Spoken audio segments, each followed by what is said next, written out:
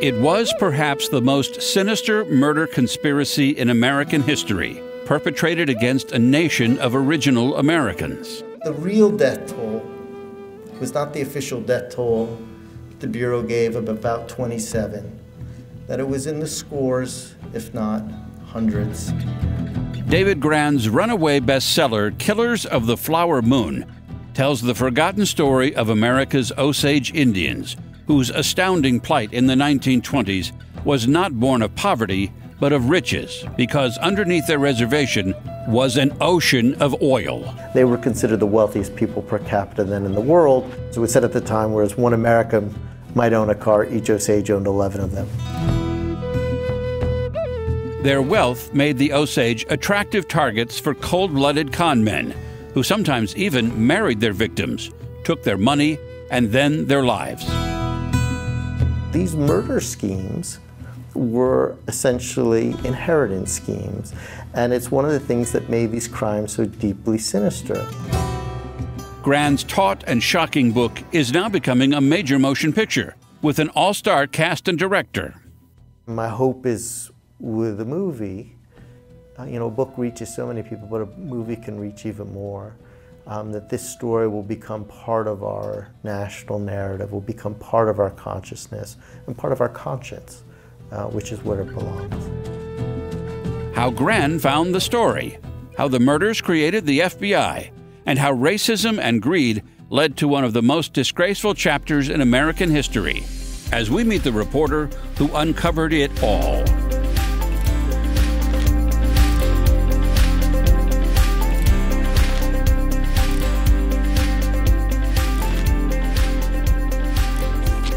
David Grann, welcome to St. Louis. Thank you. It's great to be here. You know, the book is fascinating. The amount of research that must have gone into it is sort of mind-boggling, really. It was about 5 years, right? Yeah, it took 5 years. I didn't realize when I began how long it would take, but it was quite a journey. And part of it was archival, trying to find records to bring this story to life. And then the other part of the research was tracking down descendants of both the murderers and the victims who had suffered from this criminal conspiracy and getting their oral histories and what documents they had. It's not just putting together a jigsaw puzzle. You have to go out and find the pieces to put into the puzzle. 100%. And I'm a big believer that, you kind of have to do that work. And, I would spend weeks at various archives, and for days and days, you kind of find nothing.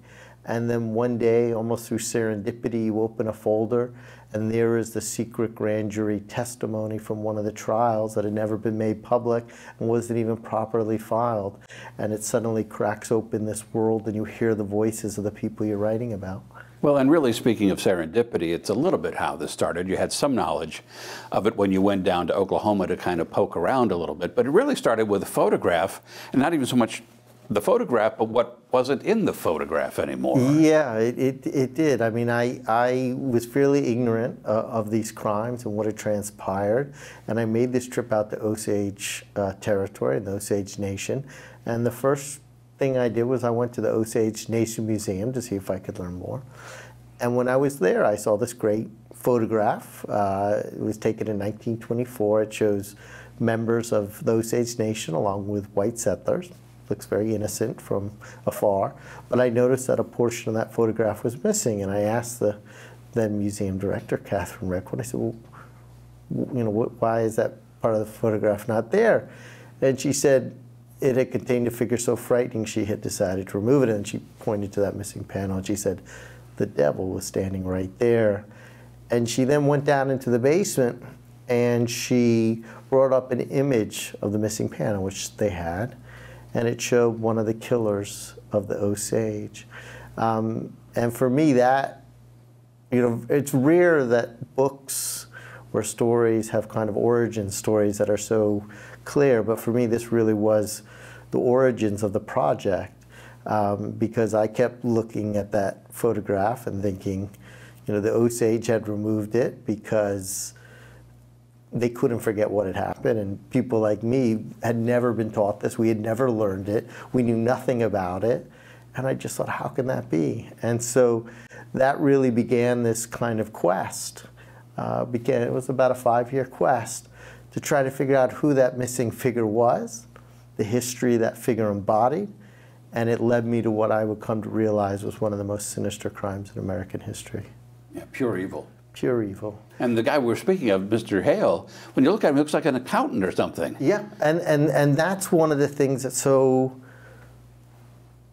unsettling about these crimes, is that, you know, these were prominent figures. William Hale was a deputy sheriff. He was a cattle baron. He was somebody who advocated for what he called God-fearing souls. And yet here he was engineering several of these murders.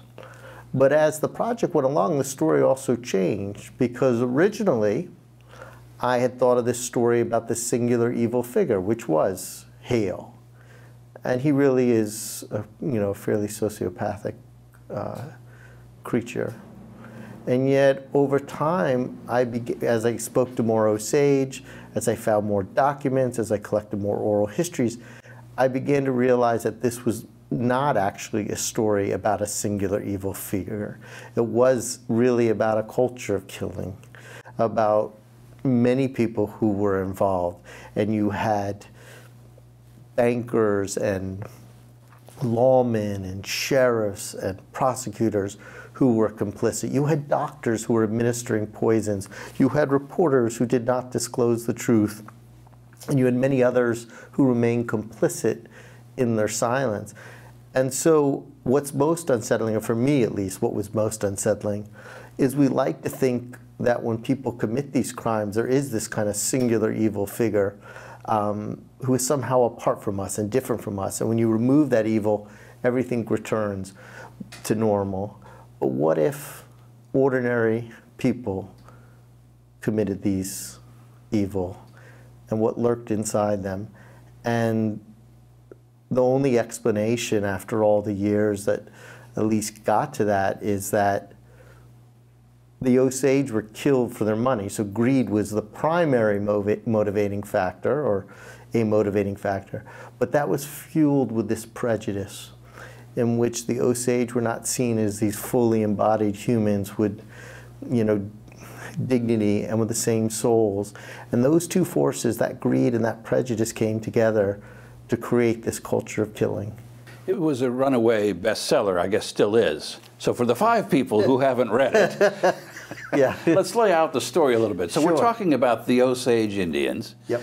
At this time, they were mostly in Oklahoma. Yep. They had sort of gotten pushed down there Yep. because it was terrible land, Yep. and the people who pushed them down there had a surprise under the land. Yeah, it turned out that this land where they had, you know, this kind of pile of rocks, as one Osage chief called it back then, turned out to be sitting upon some of the largest deposits of oil then in the United States.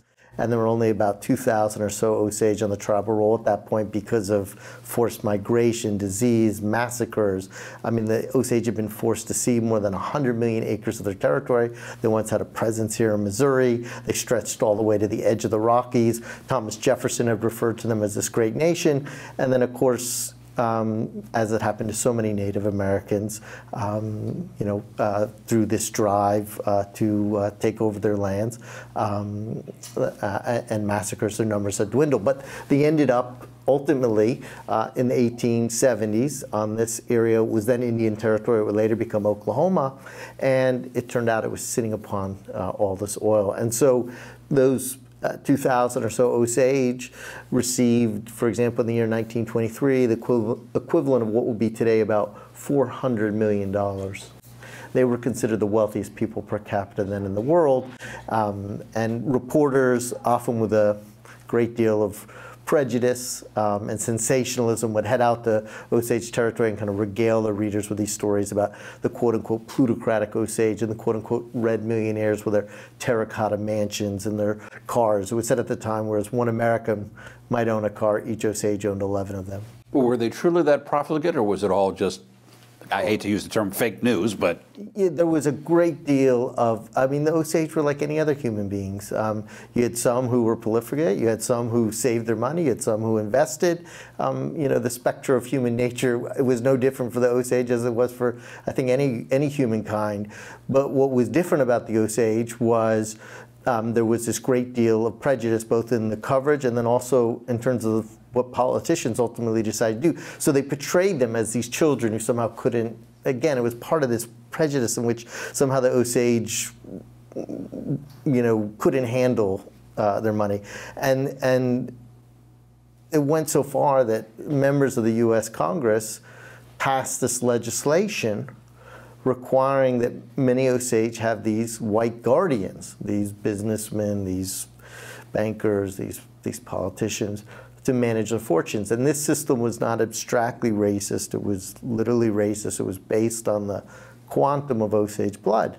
So if you were a full-blooded Osage, you were deemed quote-unquote incompetent, and you were given one of these guardians. And not only was it a racist system, it also led to one of the largest state and federally sanctioned criminal enterprises, as many of these guardians went on to swindle, you know, tens, if not hundreds of millions of dollars from the Osage.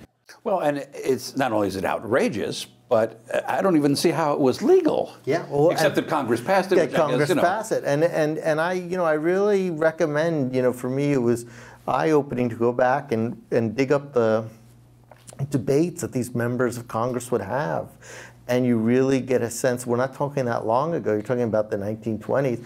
You really get a level and the breadth of prejudice that existed at that time. So these guardians, it sounds like, were really at the heart of this remarkable conspiracy, which you found, again, sort of by accident, serendipity, looking at the lists of some of the people they represented and noticed how many were dead. Yes, yeah. So I went to one of the main archives I visited was in Fort Worth, which is a branch of the National Archives. And it's this enormous warehouse. Looks like something out of the Raiders of the Lost Ark, where they, you know, stick the last covenant at the end. It's just huge. It could fit airplanes in it. Like the furniture area at IKEA? Yeah, just enormous. And I had pulled records on the Guardians, and I was hoping simply to determine whether a certain Osage had had a certain Guardian. And so I pulled all these records. I was going through the boxes, and in those boxes was this ledger. It was a little book, had like a fabric cover, that identified guardians and who were the Osages whose fortunes they had managed. And it was only for a few years. And when I opened up the book, I noticed that one of the guardians had had 5 Osages whose fortune they had managed. And the only other thing in this book, besides the guardian and the Osage whose fortunes they controlled, the only other writing in the book was if one of the Osages had died, somebody, some anonymous bureaucrat, had written the word next to the name. It just said the word dead. And so I noticed under one of these guardians who had had 5 Osage, I noticed next to one of the names the word dead. And then I looked at the next name and I saw the word dead. And I looked at the next name and I saw the word dead. And then I looked at the 4th name and it said dead. And I looked at the 5th name, all 5 dead. And I thought, that's crazy. That defies any natural death rate. This is just a few years. The Osage were wealthy. They had health care. They were not hungry. And so I began to look at other names. And I noticed under one name there was about, there was one guardian who had about a dozen Osages whose fortune they had managed. And about 50% were listed as dead. Now again, some of these may have been from natural causes, but it defied any natural death rate. And so then I began to try to investigate and look into some of those names that were listed. And in several of the cases, I could find testimony of money that had been stolen, or a complaint about a poisoning, or of a suspicious death, or some bit of testimony. And by the end, I came to realize that this little seemingly antiseptic ledger really contained the hints of a systematic murder campaign. And to me, also the person and the bureaucrat who had written the word dead next to each name, it really struck me as this kind of banality of evil, this kind of bureaucratic evil. And it got to also the breadth of complicity, because that person had to have known as well. I mean, why are all these people having their names listed as dead? So why were these guardians, those that participated in this conspiracy and others who weren't guardians, killing them? Because they couldn't get the money because through some sort of inheritance, because it was a head right. They could only be passed through the family. Is that correct? When the Osage, before they became a state, Oklahoma became a state, the U.S. government forced upon the Osage this kind of culmination of this very brutal assimilation campaign, which was allotment. And what they wanted to do was to divvy up the land, and each Osage would have a portion, and then they would open up the rest of the lands. And this was a way, not incidentally, to make it much easier to procure Native American lands. And this had happened in many other First Nations. But when the Osage were negotiating, they had more leverage. One, they had a deed to their land. They had actually purchased it, so they had this deed. They were the last nation in what was then Indian territory to be allotted. They were led by one of their greatest chiefs at the time. This guy spoke like 7 languages, French, Sioux, and Latin. And they inserted into their treaty provision, into their treaty over allotment, what seemed at the time a very curious provision. It said, "We shall maintain all the subsurface mineral rights to our land." And at that time, nobody knew that the Osage were sitting on a fortune of oil, but they knew there was a trickle, and they very shrewdly managed to hold on to this last realm of their territory, a realm they could not even see. And each one of those Osage who were on the tribal roll were given a head right, which was essentially a share in this mineral trust. And a head right could not be bought or sold. It could only be passed down through inheritance. And so these murder schemes were essentially inheritance schemes. And it's one of the things that made these crimes so deeply sinister. They involved these intimate levels of betrayal. They involved people marrying into families, usually white men, but sometimes white women as well, marrying into families, having sometimes children with an Osage, while systematically plotting to murder them, and sometimes their children as well, so that they could then inherit those head rights. There is a dispute as to how many people actually died. The official number is what, something like 24? Yeah, I think the official total from the FBI listed was usually about 27. But you suspect it's much, much higher. Much higher. And when you begin to look, for example, at books like that ledger, you begin to realize that there was this kind of much deeper and darker conspiracy that the FBI in its investigation never fully exposed, and that this really was about a culture of killing, and there were many people complicit. When you speak to Osage, when you look at the archival records, a conservative estimate would be in the scores, if not hundreds, of people Osage who were killed. The FBI is sort of the parallel story going on here. This really gave birth to the FBI, yes, or at least nurtured it. I mean, the FBI wasn't called the FBI then, but it's called it was the Bureau of Investigation. Right, yes. right. And J. Edgar Hoover rose to prominence. Of all the people you would think would not be interested in helping these poor Indians out in Oklahoma would be J. Edgar Hoover. Yeah, so the Bureau at that time was a pretty ragtag operation. They had only a smattering of offices across the country. They suffered from many of the same problems that plagued law enforcement at that time, which was poor professionalization, great deal of corruption, poor training. And the FBI, which was then known as the Bureau of Investigation, suffered from these two. And the FBI had very limited jurisdiction over crimes at that time in the United States. But one of the jurisdictions they had was over American Indian reservations. And so that is why this case fell to the FBI and why it became one of their first major homicide cases. And it fell to Hoover. The Bureau had actually been working on the case starting in 1923, and for 2 years they worked on the case, and they completely bungled it. They failed to make any arrests. They got this informant, this guy named Blackie Thompson, who was this kind of legendary outlaw at the time. They got him out of jail thinking, okay, we can use him as an informant to help us, and instead he slipped away and he robbed the bank and he killed the police officer.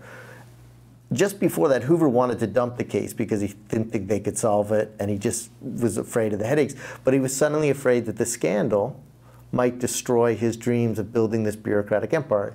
He was only 29 at the time. He was new to the job, and he was afraid that this scandal might end it. So that is why he took over the case, and he eventually turned it over to a frontier lawman, an old FBI agent, a guy named Tom White, who takes over the case or leads the investigation. Yeah, White as this character. If it was fiction, people would say you were sort of telegraphing something there, true. maybe. It's true. It's true. So it really did kind of give birth to the FBI, right? Well, it was really one of their first major homicide cases, and what it did was it helped build the manner both of its power as a federal agency, where it would have broader jurisdiction, but also the beginning of kind of the professionalization of investigations.